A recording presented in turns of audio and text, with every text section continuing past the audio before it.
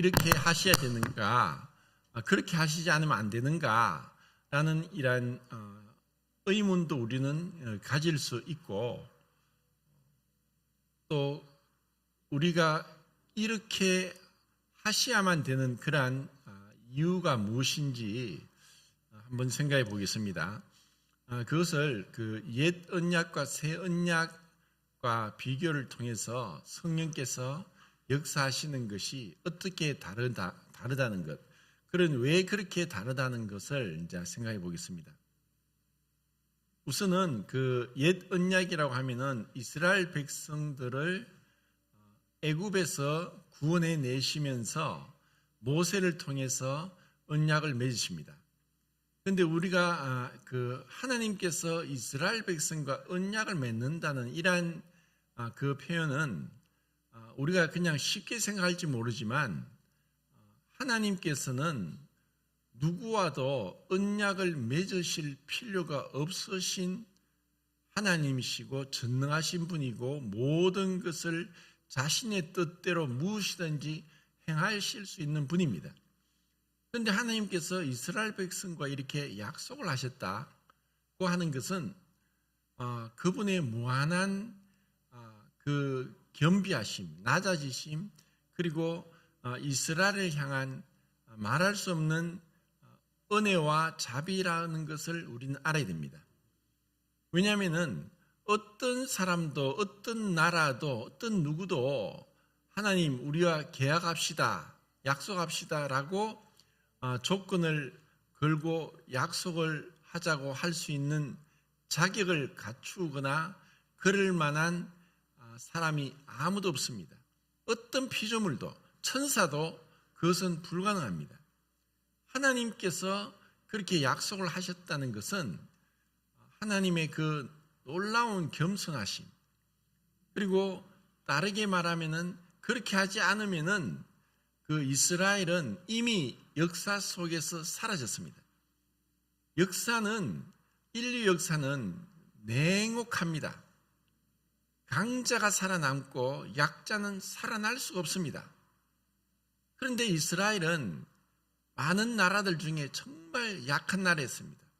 그리고 이스라엘은 하나님께서 이스라엘을 세우시면서 어떠한 군사 제도나 또 무기나 이런 것을 말씀하신 적은 한 번도 없습니다. 다만 그 출애굽하면서 그들에게 그 법궤를 중심으로 행진할 수 있는 그러한 위치, 이러한 어떤 방법, 이런 것은 말씀하셨지만 그것은 전쟁을 위한 것은 아니었습니다. 전혀 전쟁을 준비하지 않았고 또 무기도 없었고 또 어떠한 군사훈련도 없었음에도 불구하고 하나님께서 그들을 지켜주셨습니다.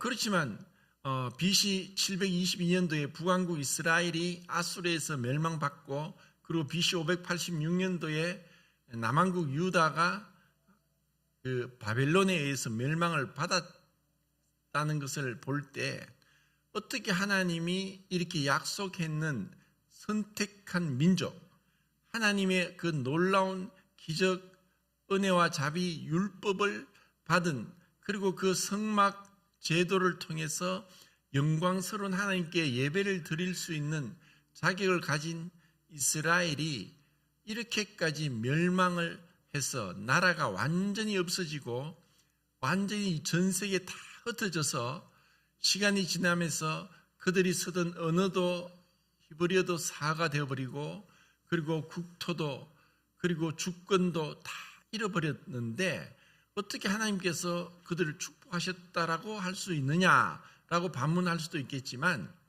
그런데 하나님은 이 모든 것을 이미 다 그 전에 이러한 일들이 있을 것을 경고했고 또 선지자를 통해서 계속 그들에게 메시지를 전했습니다. 그리고 그들이 돌이키고 또 다시 하나님께 나오도록 했지만 그들은 끝까지 불순종하고 반역했고, 그리고 하나님 앞에 나오지 않았기 때문에 그들은 멸망당했습니다. 하나님께서 잘못한 것은 없습니다. 하나님은 충분히 기다려 주셨고 또 수많은 선지자를 통해서 경고하시고 위로하시고 타이르고 그리고 여러 가지 모양으로 여러 가지 어떤 방법으로 그들을 마치 부모가 자식을 키우면서 타이르고 또 칭찬하고 하는 이 양육을 하듯이 하나님께서 이렇게 양육을 하셨습니다. 그런데 그들은 끝끝내 불순종했습니다. 그들은 할 말이 없는 자들입니다. 그런데 이것이 옛 언약입니다.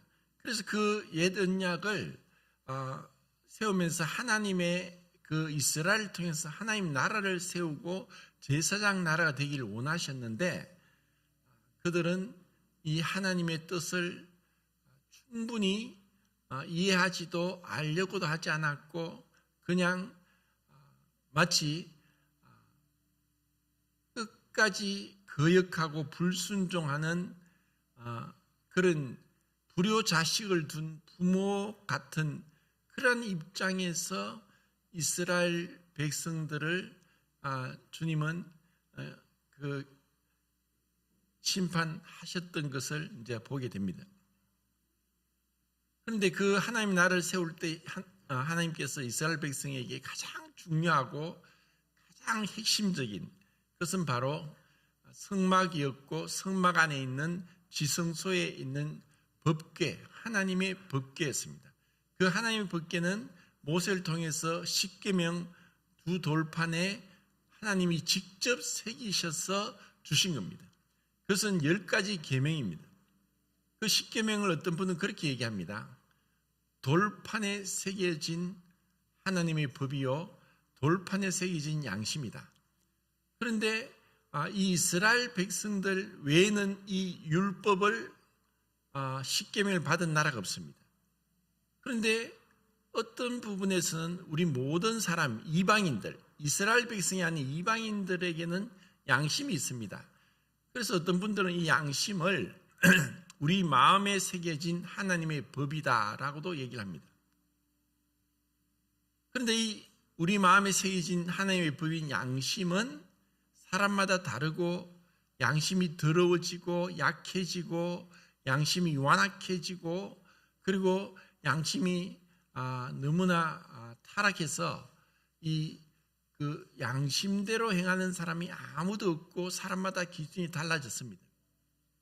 이것은 이스라엘 백성들이 하나님의 법을 받았고 그 하나님의 법을 받았다는 것은 하나님의 그 도덕적인 기준이고 하나님이 원하시는 그 삶, 하나님의 나라에서 하나님을 예배하고 하나님과 동행하기 위한 그 조건이 바로 그 법입니다. 그런데 그것이 지켜지지 않으면은 마치 우리가 지금 사회에서 살고 있죠. 국가와 그 사회에 살고 있으면서 법이 있습니다. 그런데 그 법을 어긴다. 그리고 우리가 모두가 자동차를 운전하고 있는데 그 교통법규를 어긴다. 이러면은 문제가 되죠. 이것은 다른 사람에게 피해를 주고 또 이 전체적인 사회와 국가의 체제가 흔들릴 수 있을 정도로 법을 어기고 또 법을 지키지 않으면 굉장히 위험해지는 겁니다. 이와 같이 하나님의 법을 주신 것은 하나님과 함께 하나님의 뜻 가운데 하나님의 보호를 받고 또 하나님의 은혜를 하나님의 기적을 체험하기 위해서는 반드시 그 법이 있어야 되고 법대로 살아야 되는 것입니다. 그런데 이스라엘 백성들은 그것을 불순종했습니다. 이것이 그 옛 언약에서 그 하나님의 언약을 불순종한 자들의 그 최후가 어떠했던 것을 보게 됩니다. 하지만 하나님은 그렇게 옛 언약을 어기고 불순종하고 결국은 비참한 결말을 그 이스라엘 선민인 나라가 맞이하게 됩니다. 그 결과는 남왕국 유다의 마지막 왕 시드기야가 그 바벨론의 침략을 받고 예루살렘 성이 다 불타고 무너져 버리고 그 성막도 무너지고 그 안에 있는 모든 기구들은 빼앗기고 도둑맞게 되는 그런 가운데 그 마지막 왕 시드기야는 그 바벨론 사람들 앞에서 자기의 아들들이 죽임을 당하고 그 시드기야는 두 눈이 뽑히고 그리고 그 시드기야는 포로의 그 쇠사슬을 차고 바벨론까지 끌려가는 이루 말할 수 없는 비참한 결말을 맞이하게 되는 것입니다. 이것이 이스라엘의 역사였습니다. 정말 그것은 어떻게 보면은 인류 역사에서 약자가 맞이하게 될 운명, 지금도 마찬가지입니다. 약자는 나라와 나라 사이에서도 또 한 사회에서 약한 자들이 강한 자 아래서 부유하고 권력을 가진 자들 아래에서 정의도 또 어떤 양심도 필요 없습니다. 힘으로 권력으로 정의를 짓밟고 양심도 짓밟고 인간성도 도덕성도 무참히 짓밟으면서 이 어마어마한 악을 행하는 것이 이 인간 사회입니다. 그렇지만 하나님은 이스라엘에게 약속하고 예언하고 한 대로 그 2000년 만에 그 나라를 다시 건국할 수 있도록 하신 것입니다. 이것은 하나님이 그런 은혜 가운데 그들을 불쌍히 여기시고 비록 옛 언약 가운데서 실패했음에도 불구하고 그들에게 다시 한번 새롭게 시작할 수 있는 길을 열어주신 것은 그 이스라엘을 통해서 유대인을 통해서 하나님의 완전한 구원이 성취될 수 있기 위한 그 계획을 성취하기 위해서입니다. 그 유대인을 통해서 메시아가 오시고 그리고 그 메시아 그리스도를 통해서 이제 이스라엘과 맺은 언약이 아니라 새 언약 가운데서 하나님께서 이제 완전한 구원, 이스라엘에게 행하지 않은 이 율법이 아니라 은혜 아래서 그리고 행위가 아니라 믿음으로 그리고 어떤 육체가 아니라 성령으로 성령의 능력으로 하나님의 뜻을 행할 수 있는 그 새 언약 가운데로 우리를 이끌기 위함이었습니다. 그러면은 옛 언약은 폐해졌고 새 언약을 세우심은 이것이 하나님의 구원의 계획의 한 놀라운 그 핵심 축이 됩니다. 옛 언약을 무너뜨리고 새 언약을 세웠고 이것은 하나님의 첫 번째 피조물인 그리고 가장 피조물 중에서 뛰어난 아름다운 능력이 있는 피조물인 천사를 폐하시고 천사보다 열등하게 부족하고 모자라는 이 사람을 하나님이 세우셔서 사람을 통해서 타락한 천사를 심판하고 그 두 번째 피조물, 더 열등한 피조물인 사람을 통해서 하나님의 지혜와 하나님의 사랑과 하나님의 그 권능을 나타내길 원하신 것이 하나님의 구원 계획이었습니다. 그래서 첫 번째 사람 아담이 실패했지만 둘째 사람 예수님이 구원을 완성하십니다. 그리고 첫 번째 태어난 아들 가인이 죄를 범했지만 아벨이 믿음으로 하나님 나라에 들어가는 그러한 은혜를 입게 됩니다. 그리고 이스라엘 백성을 인도할 때 그 모세는 둘째 아들입니다. 첫째 아들 아론이었습니다. 하나님은 아론을 통해서 지도자를 삼지 않고 둘째 아들 모세를 통해서 지도자를 삼았습니다. 그리고 아브라함의 아들 이삭이 그 쌍둥이를 낳게 되는데 그 형이 에서고 동생이 야곱입니다. 하나님은 형을 택하지 않고 야곱을 택하셨습니다. 그리고 이스라엘 백성을 처음 택했지만 이스라엘 백성을 통해서 구원을 이루는 것이 아니라 두 번째 택한 교회를 통해서 하나님의 완전한 구원을 이루십니다. 그리고 이스라엘의 첫 번째 왕 사울을 택했지만 사울의 범죄함으로 둘째 왕 다윗을 통해서 하나님의 구원 계획이 완성되도록 하십니다. 이런 것들을 보면은 하나님께서 왜 이렇게 여러 경우 첫째 것을 폐하고 둘째 것을 세우시는 그 하나님의 경륜을 통해서 우리에게 하시고자 하는 그 말씀이 있다는 것입니다. 먼저는 옛 언약은 어떤 부분에서는 하나님께서 하셨는데 그것이 불완전하다, 그것이 뭔가 부족하고 잘못됐다라고 얘기할 수 없습니다. 분명히 옛 언약도 참 놀랍습니다. 그리고 어쩌면 옛 창조, 지금 우리의 창조 세계는 범죄했음에도 불구하고 지금 이제 그 무덥던 여름이 지나고 가을이 오니까 이제 나무마다 이제 단풍이 듭니다.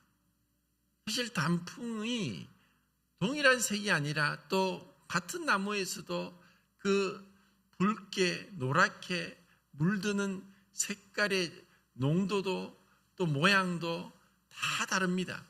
근데 그것이 그 많은 나무들이 단풍이 드는 것을 우리가 보면서 아름답다, 너무 아름답다, 정말 눈에 담고 또 마음에 새기고 싶다 할 정도로 아름답습니다. 하나님의 창조가 뭔가 잘못됐고 부족하고 불완전한 것은 아닙니다. 문제는 우리의 범죄고 우리에게 문제가 있었습니다. 그러면 우리는 또다시 하나님이 새로운 약속을 한다면은 그러면 또 우리가 문제가 있으니까 또 우리에게 우리의 불순종과 우리의 실패를 통해서 또 새로운 약속도 또 폐해지는 게 아닌가라고 할 수 있을지도 모릅니다. 그렇지만 하나님께서 새 언약 가운데 행하시는 그 약속은 결코 실패하지 않는다는 것, 이것을 우리는 한번 마음에 새겨야 되고 또 이것이 얼마나 놀라운 하나님의 은혜이고 사랑인지를 또 알아야만 우리가 더 깊은 또 더 놀라운 감사의 예배를 드릴 수 있다는 것입니다. 우선은 이 성령의 사역에 있어서 옛 언약과 새 언약은 다릅니다. 옛 언약에서는 성령께서 성령의 사역은 창세기 1장 2절부터 시작됩니다. 이 세상을 창조하시면서 삼위일체 하나님은 동일하게 이 세상을 창조하시는데 함께 그 사역을 하셨습니다. 그런데 특별하게 1장 2절부터 하나님의 영이 수면에 운행하시면서 그리고 시편 104편 28절 30절에서도 하나님의 영이 우리에게 새롭게 하고 기운을 주신다고 했고 또 욥기서 33장 4절에서도 하나님의 영이 우리를 살리신다고 그렇게 말씀하셨습니다. 그래서 이 하나님의 영, 성령께서는 구약시대 때도 역사하셨고 또 하셨지만 그런데 결정적으로 그 성령께서 창세기 6장 3절에서 그들이 육체가 됨으로 하나님의 영이 그들과 함께하지 못하고 떠나시는 표현은 영원히 거하지 않겠다. 왜? 그들이 육체가 되었으니까. 이러한 표현을 통해서 하나님의 영이 이제 완전히 사람과 처음에 함께했던 것에서 성령의 사역이 완전히 이제 인간과 떠나는 분리되는 것을 봅니다. 이것은 쉽게 얘기를 해서 우리 사람도 만약에 제가 이제 이것을 생각하면서 오래전에 거의 30년도 전의 얘기인데 이전에 교회에서 교회 예배당 수리를 했어요. 그런데 그 많은 그 폐기물이 나오는데 그 당시에 그런 폐기물을 그 1톤 트럭에 가득 싣고 지금 성서에 있는 서재라는 곳에 그 쓰레기 매립장이 있었어요. 지금은 그것이 다 메어졌고 그 위에 아파트가 섰는데 그 당시에는 그것이 쓰레기 매립장이었어요. 그래서 그 차를 몰고 그 쓰레기 매립장에 이제 구청에 가서 신고를 하고 이것을 버린다는 신고하고 또 돈을 내고 그렇게 그 버리러 가는데 가까이 가면 갈수록 이 냄새가 진동을 하는 거예요. 근데 그곳에 가니까 대구시에 있는 모든 쓰레기 차들이 거기 와서 쓰레기를 다 뿌리는 거예요. 냄새가 이게 이 악취가 진동을 하네. 감당이 안 될 정도로 냄새가 지독한 거예요. 근데 만약에 사람에게 누군가의 그 쓰레기 매립장 옆에서 집을 짓고 살아라 하면 살 수 있겠습니까? 미쳐버려요. 그 냄새가 독하면. 또 아니면 뭐 도살장 뭐 가보셨는지 모르겠지만 뭐 도살장에 도축장이나 도기장에 그런 데 한번 가보세요. 피 냄새가 이거는 이 제가 맡기로는 쓰레기 냄새보다 피 냄새가 더 지독해요. 이거는 적응이 안 돼요. 이것은 마치 우리에게 뭐 역치 현상이 있죠. 뭐 냄새가 계속 맡으면 더 이상 냄새가 안 난다. 이 역치 현상이 왜냐하면 만성이 돼서 그 냄새를 몰라요. 그런데 이것은 이 역치 현상이 일어나지 않아요. 냄새가 너무 지독한 거예요. 자, 하나님의 영이 사람이 육신이 되었다. 육체가 되었다. 하나님은 우리를 하나님의 형상과 모양대로 창조하시고 하나님과 교제하도록 우리를 창조하신 거예요. 하나님은 우리와 교제하기 위해서 하나님의 영을 주셨는데 그런데 인간이 하나님을 떠나고 불순종하고 반역하고 그리고 하나님 앞에서 더러움 가운데 죄 가운데 있으니까 하나님이 도저히 이런 더럽고 추하고 악한 인간과 함께 할 수 없어서 떠나시면서 더 이상 인간과 할 수 없다라고 하면서 하나님이 이 세상에 홍수로 완전히 노아의 8식구 외에 다 죽여버렸습니다. 그러고 나서 이스라엘 백성을 세우시면서 성령은 그때마다 제한적으로 일시적으로 오셔서 그분의 뜻을 이루고 성령이 떠나가셨습니다. 그것은 시간적으로 일시적이었고 또 공간적으로 제한적으로 그 성령의 사역은 특별하게 한 특별한 사람에게 특정한 그런 지역에서 잠시 계셨다가 또 떠나가시는 그렇게 성령이 구약시대 때 옛 언약시대 때 역사하셨다는 거예요. 그런데 이것을 이렇게 계속 하는 것은 결국은 하나님께서 함께 하실 수 없는 여전히 이스라엘 백성을 옛 언약 가운데 부르시고 성막 제도를 통해서 죄를 용서하는 제사를 드리면서 계속 죄를 사함받게 했지만 그 동물의 그 피가 소나 염소나 또 아니면 양의 피가 사람의 죄를 양심상으로 씻을 수 없는 거예요. 왜냐하면 이것은 앞으로 올 참된 제사, 완전하고 영원한 속죄를 이루는 영원한 속죄를 이루는 그 제사에 대한 모형이고 그림자였기 때문에 그것이 오기까지 그냥 그 예비적으로 새 언약 그 완전한 제사가 드려지기까지 그것은 모형적으로 드리는 것이었기 때문에 불완전했다는 거예요. 그러면 왜 앞으로 올 그 새 언약은 무엇이 다르고 어떻게 다른가?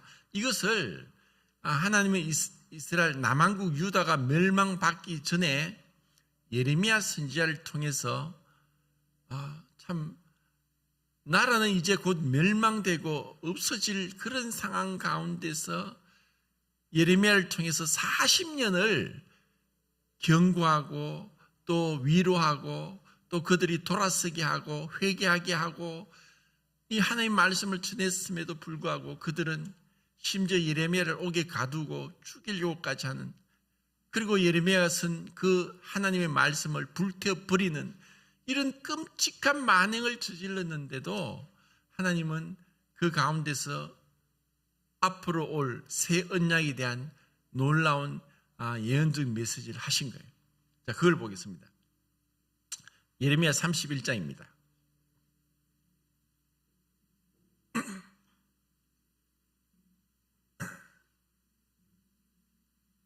31장 31절부터 37절까지 한 목소리로 읽겠습니다. 31장 31절부터 37절까지입니다. 시작.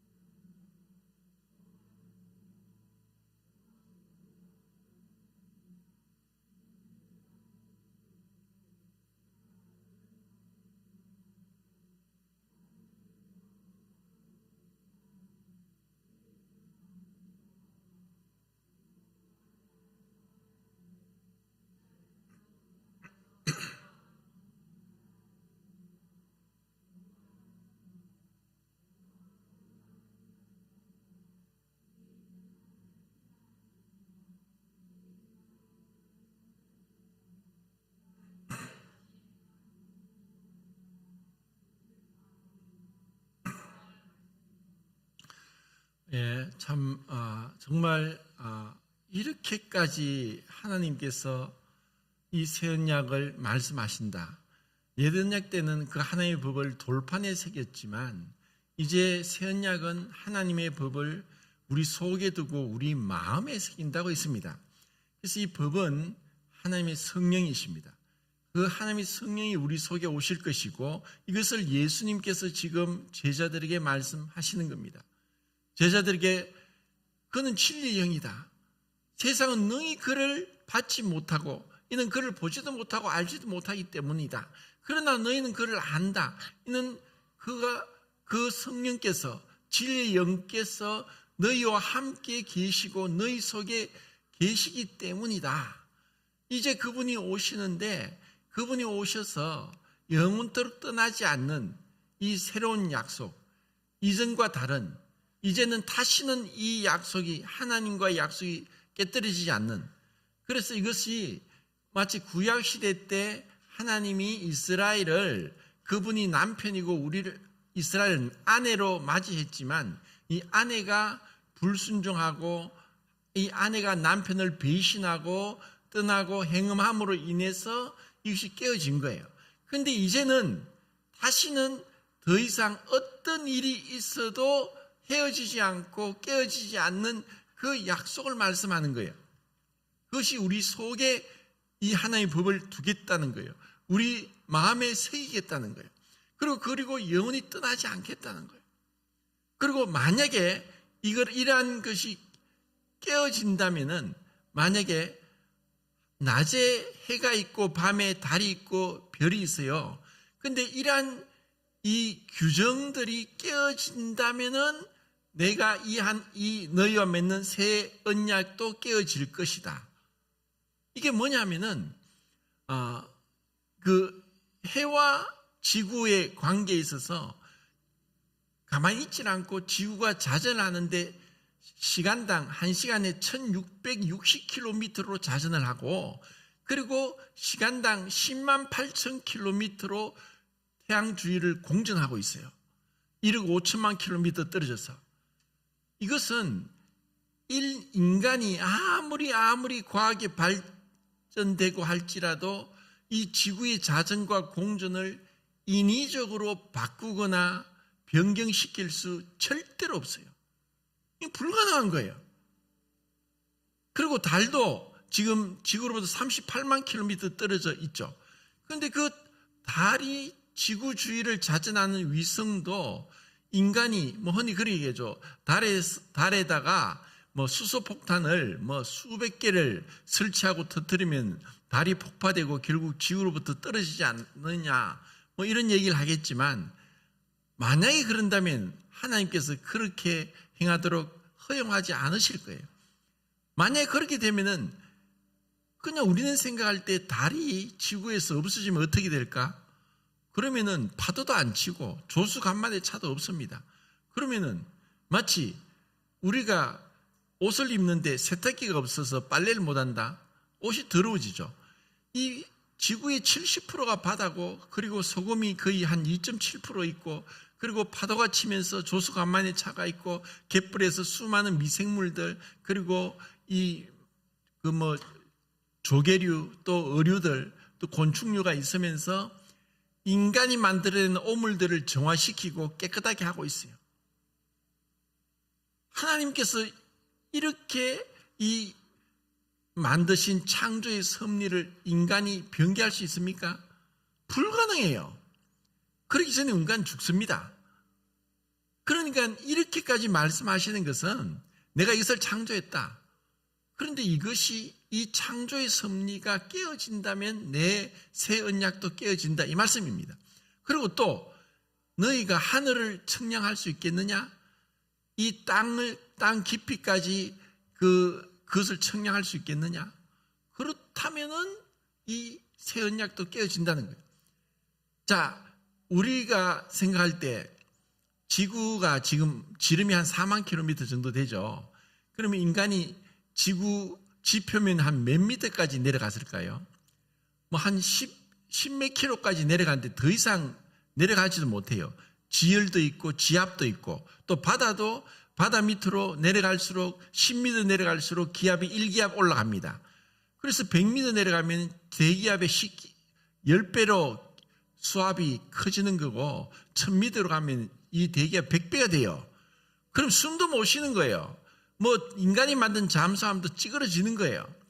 그런데 마치 사과가 있는데 사과의 껍질을 조금 상처를 내는 정도로 우리는 지구의 깊이를 그 정도 탐지했다고 볼 수 있어요. 그런데 인간이 정말 과학이 발전되고 해서 지구 핵 중심까지 내해 멘틀까지 들어갈 수 있겠습니까? 제가 볼 땐 불가능해요. 그런 해양과학자가 이야기해요. 우리 인간이 우주에 대해서 알고 있는 것보다 바다에 대해서 알고 있는 게 더 적다라고 얘기를 해요. 바다에 200m 밑으로는 빛이 없어요. 햇빛이 들어가질 않아요. 캄캄해요. 그래서 그 밑에 무슨 물고기가 어떤 모양의 어떤 물고기가 얼마나 있는지도 몰라요. 인간이, 하나님이 이렇게 말씀하시는 것은 어떻게 보면은 이런 말씀을 하실 필요도 없어요. 아니, 하나님이 왜 이런 말씀을 하십니까? 어린애한테 그냥 뭐 힘자랑한다고 그게 뭐 무슨 일이죠? 왜냐? 인간이 워낙 교만하니까. 인간이 하나님 자리에 올라가서 하나님같이 되고자 했고, 감히 하나님과 같이 되고자 한 거예요. 우리 한자에 죄가 한자를 어떻게 쓴 줄 아시죠? 넉사자에 안일비자를 써요. 그러니까 죄는 넉사자에 안일비자를 왜 썼을까? 이것이 바로 최초의 4가지 거짓말입니다. 사단이 에덴 동산에서 아담에게 그랬어요. 네가 이 옷을 먹으면은 죽지 않는다. 첫 번째 거짓말. 두 번째는 네가 이것을 먹으면 눈이 밝아진다. 두 번째 거짓말. 또 세 번째 거짓말은 이것을 먹으면 선과 악을 알게 된다. 세 번째 거짓말이고, 네 번째 거짓말은 네가 이것을 먹으면 하나님과 같이 된다. 그래서 4가지 아닌 것이 죄라는 거예요. 이것이 사단의 거짓말이에요. 그리고 이러한 거짓말에 사람이 속아 넘어가서 감히 하나님마저도 자기 생각으로 논단하고 하나님께 함부로 얘기하고, 하나님 왜 이러십니까? 하나님께 반항하고 대적하고 하나님을 우습게 얘기하는 거예요. 하나님 말씀입니다. 이것은 만군의 하나님 말씀입니다. 라고 해도 이것에 대해서 주의하지도 않고 두려워하지도 않고 순종하려고도 하지 않는 거예요. 이것이 죄라는 거예요. 하나님이 이렇게 말씀하시는데 이제 이런 이스라엘 백성이 불순종해서 결국은 그들이 멸망받게 되지만, 그렇지만 새 언약을 맺을 것이다. 그리고 새 언약은 결코 깨뜨리지 않는다. 이러한 것은 왜 그랬냐? 이러한 약속이 이루어지기 위해서 반드시 삼위일체 하나님 중에서 어떤 분, 성자 하나님이 인간의 몸을 입고 오셔야 될 필요가 있었던 거예요. 그러지 않고서 이 약속이 이루어질 수 없어요. 왜 그러면 그 예수님이 태초에 말씀이 계시니라, 이 말씀이 하나님과 함께 계셨으니 이 말씀이 하나님이시니라. 이 하나님이 말씀으로 이 세상을 지으시고 그가 지은 것이 없이, 그가 짓지 않은 것이 하나도 없다. 모든 것을 그분이 지으신 것이다. 그런 하나님께서 왜 인간의 몸을 입고 오셨습니까? 그것은 인간의 연약함 가운데 그 예수님이 우리를 위한 속죄제물이 되시고, 그 속죄제물이 되셔서 그 완전한 피로, 그분의 완전한 죽음으로 우리의 모든 죄를 용서하기 위한 것이었습니다. 그래서 이 말씀이 있는 거예요. 내가 너희 죄를 다시는 기억하지 않겠다. 하나님은 우리에게 기억이라는 선물을 주셨는데, 우리가 나이가 들면서 기억력이 줄어들죠. 그런데 아무리 치매가 걸려도 어릴 때 일은 잊질 않아요. 우리가 기억을 안 하고 싶다고 해서 기억을 안 되는 게 아니에요. 그래서 하나님이 주신 우리 안에 처음부터 주신 거예요. 그런데 하나님이 기억을 하지 않겠다? 하나님 기억하지 않겠다라고 말씀하시면 그 말씀대로 기억하지 않는 거예요. 우리 죄를 기억지 않겠다. 어떻게 그럴 수 있느냐? 이것은 그런 하나님의 공의로우시고 하나님의 그 완전하신 지혜와 섭리 가운데 그 공의가 만족돼야 되는데, 그것이 바로 예수님의 십자가예요. 그 예수님이 십자가에서 죽으셔야만, 그래서 그 우리의 모든 죄를 그 예수님에게 지우고 그 하나님의 진노가 그 아들에게 완전히 내려져서 조금도 우리의 죄에 대한 용서가 없이 그 불의함, 반역, 불법에 대한 우리의 죄를 예수님께서 다 지시고 죽으셔야만 하나님께서 공의가 만족되고 사랑이 만족되는 거예요. 그리고 기억지 않겠다. 이렇게 예수님이 십자가 사역을 완성하시고 이제 예수님은 죽으시기 전이에요. 죽으시기 전에 제자들 앞에 그 말씀 하시는 거예요. 그건 제자들은 사실 이 말씀의 깊이를, 이 말씀을 거의 이해하지 못했다고 봐요. 성령이 오신다는 것, 그리고 어떻게 오실 것, 그리고 그분이 오셔서 어떻게 계실 것, 전혀 그들은 깨닫지 못하는 가운데 있어요. 그냥 두려운 거예요.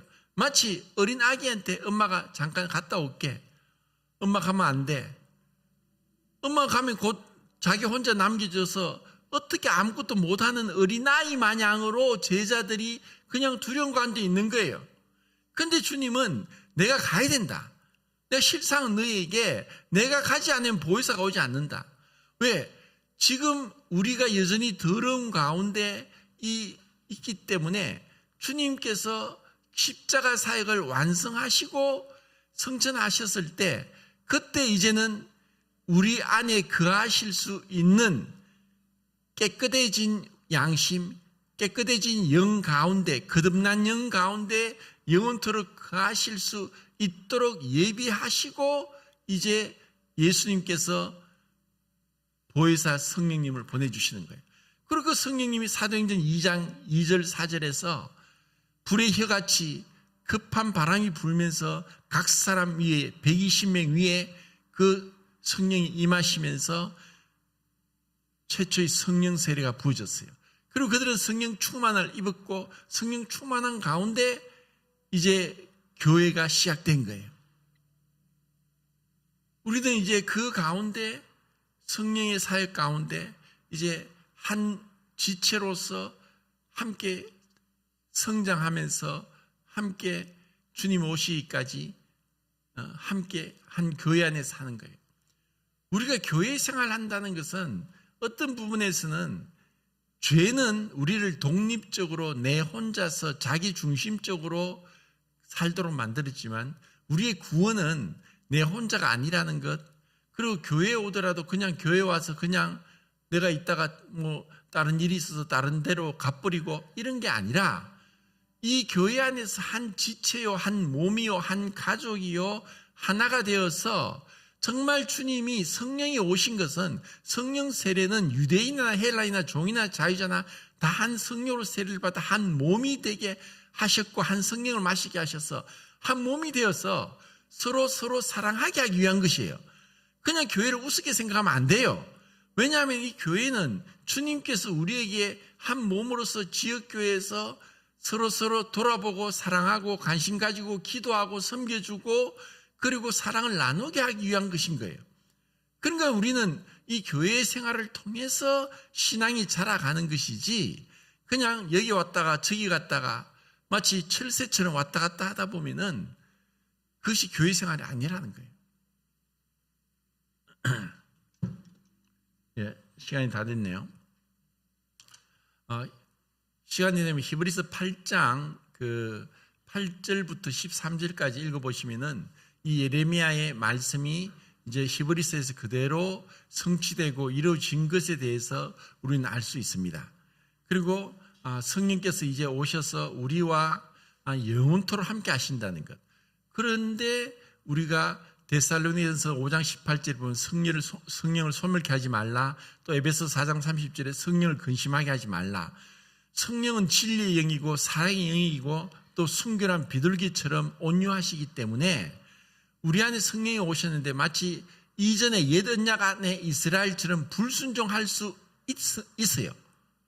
그런데 불순종하고 했을 때는 성령이 근심하고 성령이 마치 소멸하는 성령의 어떤 충만함과 인도하심이 있으면서 하나님과 동행하게 했는데 우리가 그것을 불신으로 우리의 어떤 불충성으로 계속 막아버리고 눌러버리고 하면은 성령이 근심하는 거예요. 성령이 소멸하는 거예요. 그렇지만 떠나질 않아요. 왜냐하면 약속했으니까.